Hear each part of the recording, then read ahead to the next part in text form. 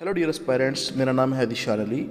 हम स्टार्ट करने जा रहे हैं सीरीज़ डॉन एडिटोरियल एनालिसिस की और उसके अलावा ओपिनियन के एनालिसिस की।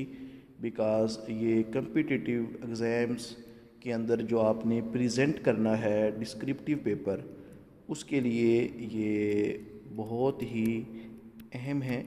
और जैसा कि आप जानते हैं कि आपने डिस्क्रिप्टिव पेपर के अंदर लिखना होता है ऐसे ऐसे के अलावा आपने करना होगा जी करंट इश्यूज़, और उसके अलावा जिनकी सोशल साइंसेस हैं, पॉलिटिकल साइंस है, और उसके अलावा आईआर है। तो इन सब के लिए डॉन एडिटोरियल का जो डाटा है ये आपके लिए यूज़फुल होगा।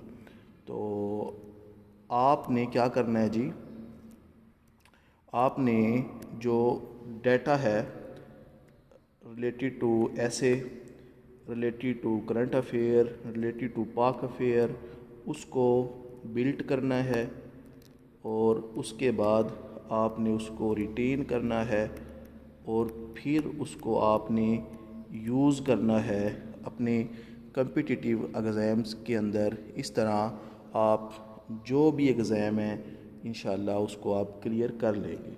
सो डिस्कस करते हैं। जैसा कि आपको नज़र आ रहा है, नॉन एडिटोरियल 11 मार्च 2024 बाइडन गज़ा पोर्ट। तो ये एडिटोरियल है, इसके अंदर राइटर डिस्कस करेगा कि ह्यूमनिटेरियन जो पलाइट है डे बाय डे वो बुरी होती जा रही है। ह्यूमनिटेरियन पलाइट कह लो हालत, मतलब जो एज़ आ इंसानियत की जो वहाँ पे हालत है वो बहुत बुरी है। गज़ा के लोग जो हैं वहाँ पे अगर आप देखें कि 31,000 से ज़्यादा लोग मर चुके हैं, और उसके अलावा मेडिसिन अवेलेबल नहीं है, खाने के लिए खाना नहीं है, पीने के लिए साफ़ पानी नहीं है। कहता है कि ये जो मसला है इसकी वजह से यूएसए के ऊपर बड़ा प्रेशर पड़ गया है। यूएसए के अंदर होने जा रहे हैं इलेक्शन, और जो बाइडन अपना फेस सेव करने के लिए झूठे वादे कर रहा है, उसने लिप सर्विस दी है कि हम क्या करेंगे, गज़ा के अंदर पोर्ट बिल्ड करेंगे, बाइडन ने कहा है। ठीक है, कहता है कि अभी रिसेंटली आपने देखा कि एक जो अमेरिकन सोल्जर है उसने इसराइल की जो एम्बेसी है ना यूएसए के अंदर, उसके सामने अपने आप को आग लगाई और जलते हुए उसने कहा फ्री द फ़लस्तीनियन, उन पे जो जुल्म कर रहे हैं उसको रोका जाए। कहता है कि हमारे पास इस एडिटोरियल में राइटर कहता है कि to poor the salt on फ़लस्तीनियन wound. कहता है कि मज़ीद फ़लस्तीनियन लोग जो पहले ही बेचारे मुश्किलात का सामना कर रहे हैं, उनके ज़ख्मों पे नमक छिड़कने के लिए बाइडन ने एक झूठा वादा भी कर दिया कि वो क्या करेगा, ह्यूमनिटेरियन एड के लिए जो मेडिटेरियन सी है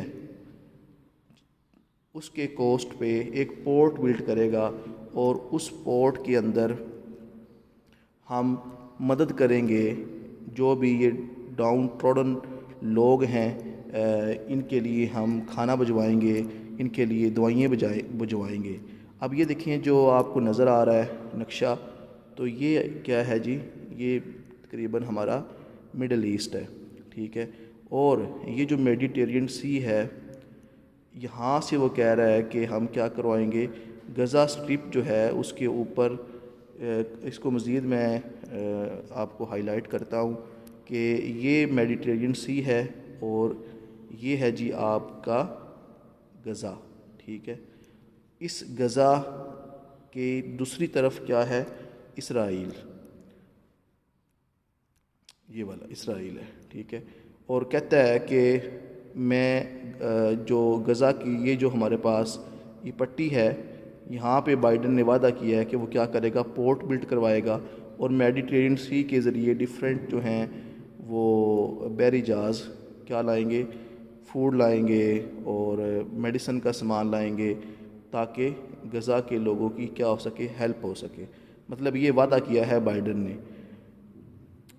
کہتا ہے رائٹر اس ایڈیٹوریل کے اندر کہ یہ جو وعدے ہیں نا بائیڈن کے یہاں پہ پورٹ بلڈ کرنے کے، وہ جھوٹے ہیں، ٹھیک ہے۔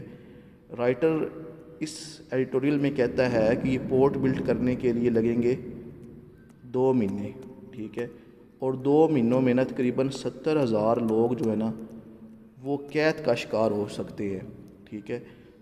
دوسری طرف کہتا ہے کہ اگر اس نے ایکچولی ہیلپ کرنی ہے نا امریکہ نے، تو وہ کیا کرے، اسرائیل کو کہ وہ جو یہ جنگ ہے بند کر دے، اور دوسری طرف جو غزہ اور ایجپٹ کے درمیان یہ جو رفح بارڈر ہے، یہاں پہ بہت سی وہیکلز کھڑی ہیں جو غزہ کے لوگوں کی مدد کرنے کو تیار ہے، لیکن اس بارڈر کو کراس کرنے کی اجازت نہیں مل رہی، کس کی طرف سے، پاورفل لوگوں کی طرف سے۔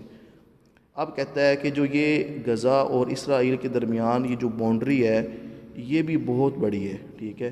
اس کو اگر میں آپ کو دکھاؤں تو یہ باؤنڈری جو ہے آپ کو نظر آ رہی ہے جی، یہ بہت بڑی باؤنڈری ہے غزہ اور اسرائیل کے درمیان، اور یہاں پہ بہت زیادہ جو ہیں وہ گہمی رہتی ہے۔ اب یہ اس ایڈیٹوریل میں رائٹر کہتا ہے کہ جو یہ جھوٹے وعدے ہیں نا غزہ کے لوگوں کی مدد کرنے کی، اس کے بجائے جو بائیڈن ہے وہ کیا کر دے کہ وہ جو راستہ بلاک کیا ہے ایجپٹ کا، جہاں پہ لوگ آئے ہوئے ہیں مدد کرنے کے لیے، ٹرکس ہیں جہاں پہ جو غزہ کے لوگوں کے لیے ادویات، کپڑے وغیرہ لے کے کھڑے ہیں، ان کو آنے کی اجازت دے دے، ٹھیک ہے۔ تو کہتا ہے کہ ہمارے پاس یہاں پہ جی کھڑے ہیں ٹرکس، اور وہ آنا چاہتے ہیں اندر، ٹھیک ہے۔ یہ جو غزہ جو ہمارے پاس سٹرپ ہے یہ پوری کی پوری، اس طرف غزہ سٹی ہے، اور وہ لوگ ٹینشن کی وجہ سے زیادہ اس طرف موو کر گئے ہیں۔ تو اب یہاں سے رفح کراسنگ اگر ہو جائے تو ان کے پاس کھانا وغیرہ پہنچ سکتا ہے، دوائیں پہنچ سکتی ہیں، لیکن یہ لوگ جسٹ لپ سروس کرتے ہیں، جس کی پاور، جس کی لاٹھی اس کی بھینس۔ اور یہ جو باؤنڈری آپ دیکھ سکتے ہیں ڈائیگرام میں، یہ غزہ سٹرپ اور اسرائیل کے درمیان ہے۔ اور اس کے علاوہ یہ کہتا ہے کہ 70,000 لوگ جو ہیں وہ قید کا شکار ہو جائیں گے، اور فلسطین کے جو لوگ ہیں بیچارے وہ بھوک سے مر رہے ہیں۔ لیکن یہ جو پاورفل لوگ ہیں ان کو صرف کیا چاہیے جی، ان کو بس اپنے فائدے نظر آتے ہیں، ان کو کوئی ہیومنٹیرین وغیرہ احساس نہیں ہے۔ اور کہاں گے وہ بڑے بڑے ادارے جو ہیومن رائٹس کی بات کرتے ہیں، اور اس کے علاوہ وہ ویسٹرن لوگ جو کہتے ہیں کہ فریڈم بڑی ضروری ہے، اور کہاں گئی وہ ہمارے بڑے بڑے جو ملالہ یوسفزئی جو باتیں کرتی ہے ہیومینٹی کی، کوئی بیان ریکارڈ نہیں ہوا۔ تو یہ مطلب اس رائٹر میں، اس ایڈیٹوریل میں رائٹر جو ہے وہ بیان کر رہا ہے plight of the Gaza people. اس کے علاوہ ایک ایڈیٹوریل ہے جی caretaker debate. Caretaker debate آج کل ہو رہا ہے پاکستان کی جو پارلیمنٹ ہے اس کے اندر، کہ جو کیئر ٹیکر سیٹ اپ ہے نا، اس کا کوئی ذکر نہیں ہے ہمارے 1973 کانسٹیٹیوشن کے اندر۔ تو اس کیئر ٹیکر سسٹم کو کہتا ہے کہ ریپلیس کر دو۔ کس کے ساتھ ریپلیس کر دو؟ کہتا ہے کہ جو گورنمنٹ پاور میں آتی ہے نا، جب اس کا ٹینیور پورا ہو جائے وہی گورنمنٹ کیا کرے، الیکشن کروائے، اور جب الیکشن کا ٹائم آئے اس گورنمنٹ کی جو پاور ہے وہ کمزور کر دی جائے، بجائے کہ آپ کیئر ٹیکر سسٹم لے کے آتے ہیں، وہی جو گورنمنٹ ہے وہ کیا کر دے، as a caretaker government کا طور پہ کام کرے۔ تو یہ رائٹر اس ایڈیٹوریل میں بتا رہا ہے کہ جیسے جیسے ابھی پبلک ڈسکشن ہو رہی ہے کیئر ٹیکر گورنمنٹ کو لے کے ہماری پارلیمنٹ کے اندر، تو اس سے ڈیفرنٹ جو ہے ایشوز، ڈیفرنٹ آئیڈیاز سامنے آ رہے ہیں۔ تو کیئر ٹیکر گورنمنٹ کیا کرتی ہے جی، کہ کیئر ٹیکر گورنمنٹ آپ کو پتہ ہے کہ یہ 90 ڈیز کے لیے آتی ہے، ٹھیک ہے، اور یہ وعدہ کرتی ہے کہ ہم اسٹیٹ کو رن کریں گے اور اس کے علاوہ ود ان 90 ڈیز ہم کیا کروا دیں گے، الیکشن کروا دیں گے، ٹھیک ہے۔ ابھی جو کیئر ٹیکر گورنمنٹ کے اندر جو پی ایم تھے وہ تھے جی انوار الحق کاکڑ، اور یہ 8th care taker P M تھے، یہ MCQs آ جاتا ہے۔ اس سے پہلے جو ہیں 7 کیئر ٹیکر جو ہمارے پاس آ چکے ہیں، پرائم منسٹر غلام مصطفیٰ جتوئی، میر بالاک شیر مزاری، معین احمد قریشی، ملک مراج خالد، محمد میاں سمورو، میر ہزار خان کھوسو، جسٹس ناصر الملک، یہ سارے کیئر ٹیکر پی ایم رہ چکے ہیں پاکستان کے اندر۔ کہتا ہے اس کے اندر کہ 1973 کانسٹیٹیوشن کے اندر کیئر ٹیکر سیٹ اپ کا کوئی تذکرہ نہیں ہے، ٹھیک ہے۔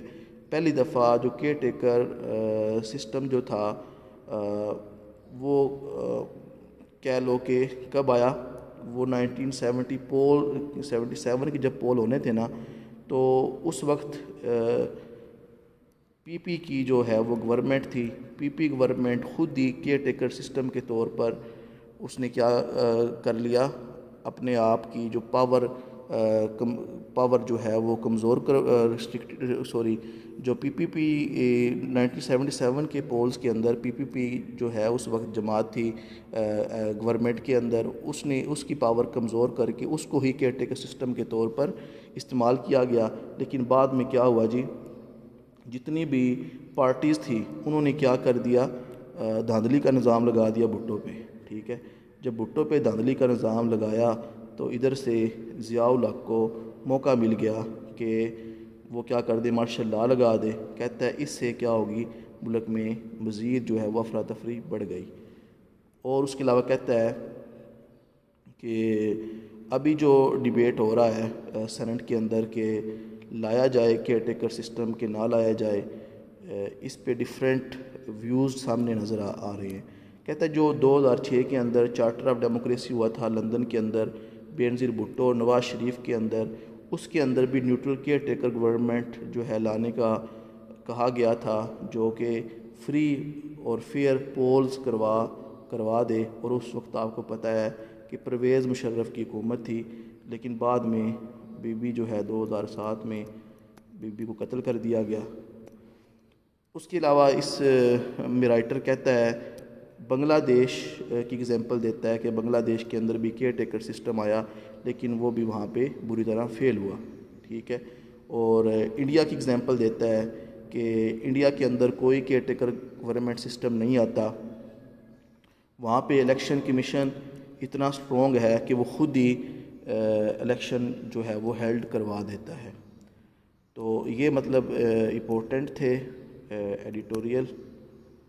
باقی ہم ملتے ہیں، دیکھتے ہیں جی کچھ تھوڑے بہت سمری ہم چیک کرتے ہیں۔ یہ دیکھ لیں یہاں پہ جی، یہ ہیں آپ کے بائیڈن غزہ پورٹ، ٹھیک ہے۔ یہ آپ پڑھیں گے سارا جو یہ سمری جو میں نے بتائی، تو اس کو آپ دیکھ سکتے ہیں یہاں سے۔ کلائمیٹ پاورٹی پہ آپ دیکھ سکتے ہیں چیزیں۔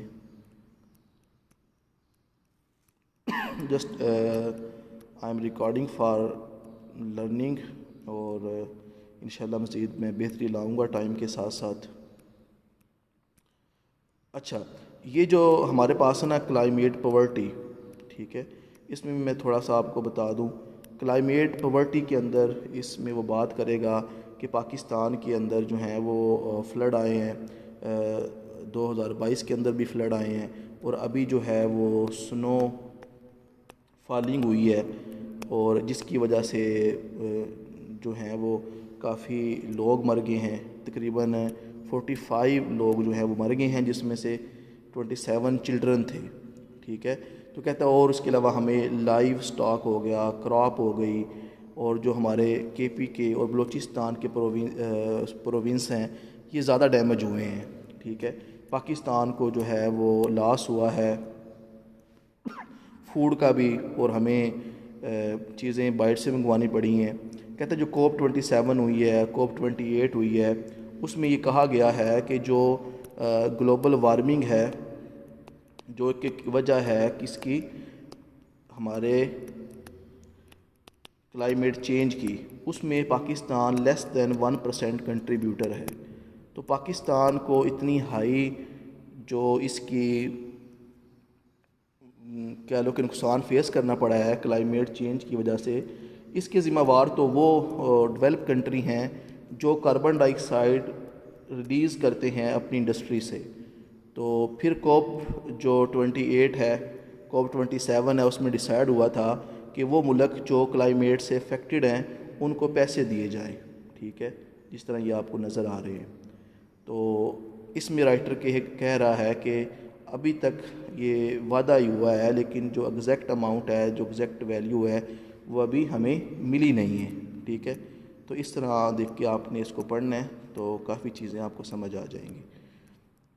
اچھا جی, اس میں جو فیسنگ دا شیڈو, اس کے اندر یہ اوپینین بتائی گئی ہے کہ ابھی جو ریسنٹ ایک وہ واقعہ بتا رہا ہے کہ اسرائیل جو ہے وہ جینوسائیڈ کر رہا ہے غزہ کے لوگوں کا. بہت سے لوگ جو ہیں بیچارے وہ بے گھر ہو گئے ہیں. ٹھیک ہے, کھانے کو کھانا نہیں ہے, سٹارویشن ہے, بیماریاں ہیں. ٹھیک ہے, اتنی بری حالت ہے کہ دیکھی نہیں جاتی. لیکن جو پاورفل لوگ ہیں انہیں وہ ٹس سے مس نہیں ہو رہے. ٹھیک ہے, اب کہتا ہے کہ اس سلسلے میں ایک 25 سال کی عمر کا ارون بشہل ہے, یہ ایئر فورس کا ایک ممبر ہے. اس نے کیا کیا ہے, USA کے اندر جو اسرائیل کی ایمبیسی ہے نا, اس کے سامنے اپنے آپ کو اس نے آگ لگا کے جلایا, اور اس نے کہا کہ ظلم کرنا بند کرو اسرائیل کی ایمبیسی کے سامنے اور فلسطین کو فری کرو. ٹھیک ہے, کہتا ہے کہ یہ جب واقعہ اتنا بڑا ہوا ہے نا, اس کو نہ ہی ویسٹرن میڈیا نے ریکارڈ کیا اور نہ ہی اس کی جو چرچے ہوئے ہیں. ٹھیک ہے, کہتا ہے کہ یہ جو بڑے بڑے ہیومن رائٹس کے ویل وشر ہیں اور جو بات کرتے ہیں ہیومینٹی کی, ٹھیک ہے, ایکچول میں وہ کیا ہیں جی, ظالم لوگ ہیں. ٹھیک ہے, تو اس میں رائٹر آرن بسل جو ابھی جس نے اپنے آپ کو آگ لگائی اور اس کے بعد یہ ڈائی کر گیا ہے, اس کے بارے میں بتا رہا ہے. تو یہ آپ اس کو پڑھیں گے تو سمجھ آ جائے گی.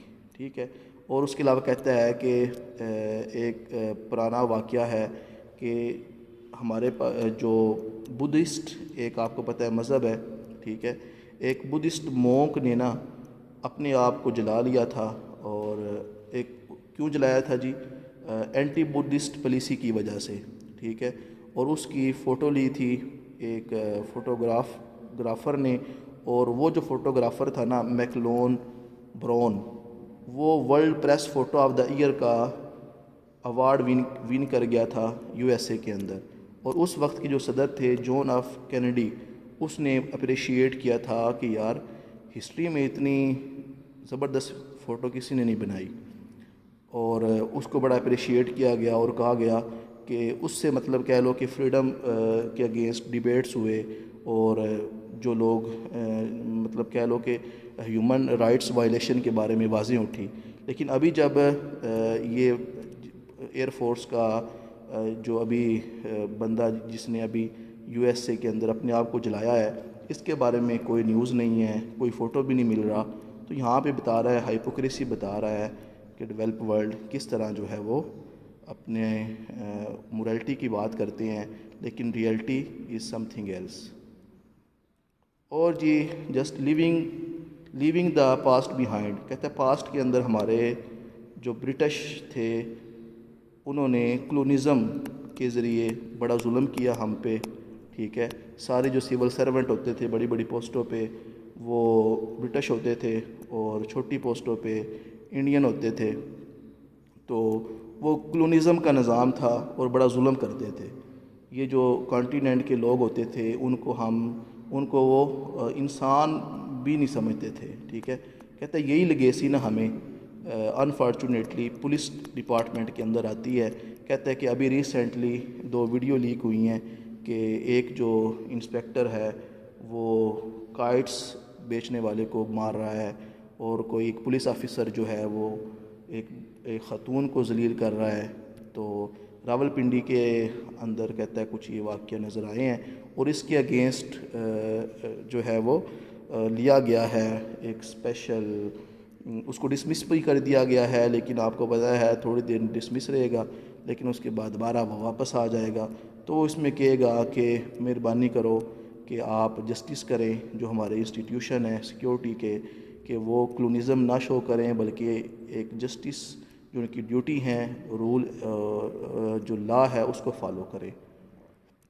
لاسٹ پہ جی ڈیوائڈ اینڈ رول، یہ اوپینین ہے، اس میں وہ بتاتا ہے کہ جو انویزیبل فورسز ہیں پاکستان کے اندر، دے آر ویری پاورفل، اور کہتا ہے کہ جو ابھی ایکس جو ٹویٹر کا نام ہے اس کو کلوز کیا گیا، اور اس کے علاوہ کہتا ہے کہ پی ٹی آئی جو ہے اس کے پری ریگنگ اور پوسٹ ریگنگ کے الزام ہیں کہ الیکشن سے پہلے ان سے انتخابی نشان چھین لیا گیا، ان پہ پابندیاں لگا دی گئی، اور جب وہ الیکشن میں 100 سیٹیں جیت گئے ہیں تو ان کو ریزرو سیٹس نہیں دی گئی، اور کہتا ہے جو ابھی ہماری پارلیمنٹ بنی ہے اس میں ڈیموکریسی ویک ہے۔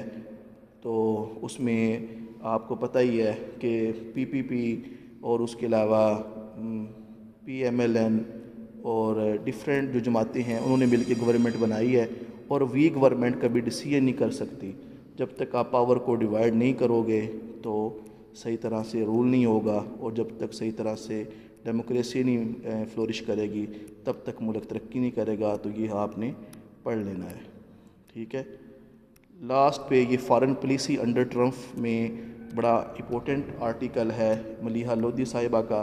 ملیحہ لودھی صاحبہ اس میں بتائیں گی کہ جو ٹرمپ ہے نا، ابھی جو الیکشن ہونے جا رہے ہیں، اگر وہ دوبارہ آ گیا تو اس سے foreign policy U S A کی چینج ہوگی، جس سے پوری دنیا افیکٹ ہوگی اور پاکستان بھی افیکٹ ہوگا، ٹھیک ہے۔ اس میں وہ بتائے گی کہ اگر ٹرمپ آیا دوبارہ تو ٹرمپ کا نعرہ کیا ہے؟ سب سے پہلے امریکہ۔ وہ امریکہ کو سپر پاور بنانا چاہتا ہے، اور وہ امریکہ کو سیپریٹ کرنا چاہتا ہے، اور اس کے علاوہ وہ ٹف ٹائم دے گا چائنا کو، اور چائنا کے اگینسٹ جو ٹریڈ وار ہے وہ بھی کرے گا۔ اس کے علاوہ کہتا ہے کہ ٹرمپ جو ہے نا وہ جب آئے گا تو نیٹو کے لیے بھی ٹف ٹائم ہے، ٹھیک ہے۔ نیٹو جو آپ کو پتہ ہے 1949 میں بنی، اس کے اندر یہ ملٹری الائنس ہے، میجر جو اس کا سپورٹر ہے وہ یو ایس اے ہے۔ تو ٹرمپ کہے گا کہ ہم کیوں اپنا پیسہ ادھر ضائع کر رہے ہیں، بجائے کہ جھگڑوں میں پڑنے کے آل اوور دا ورلڈ اپنے ملک کو سنوارا جائے۔ تو کہتا ہے دوسری طرف جو بائیڈن جب آیا تھا، جو بائیڈن جو ہے اس کا نعرہ تھا امریکہ از بیک۔ اس نے دوبارہ جو ہے آ کے ڈیفرنٹ جو ریجن ہے ورلڈ میں اس میں انٹرفیئرنس سٹارٹ کر دی تھی۔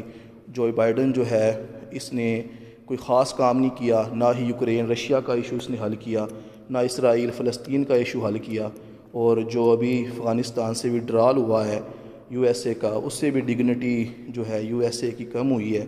تو اس میں جو رائٹر ہے وہ بتا رہی ہے، کمپیریزن کر رہی ہے کہ پالیسی جو بائیڈن کی کیا ہے، ٹرمپ کی کیا ہے، اور پھر بتاتی ہے کہ اگر ٹرمپ آ گیا نا تو پاکستان کو بھی نقصان ہوگا۔ کیسے ہوگا؟ کہتا ہے جی ٹرمپ جو ہے نا وہ کلائمیٹ وغیرہ کے جو مسئلے ہیں نا اس کو نہیں مانتا، ٹھیک ہے۔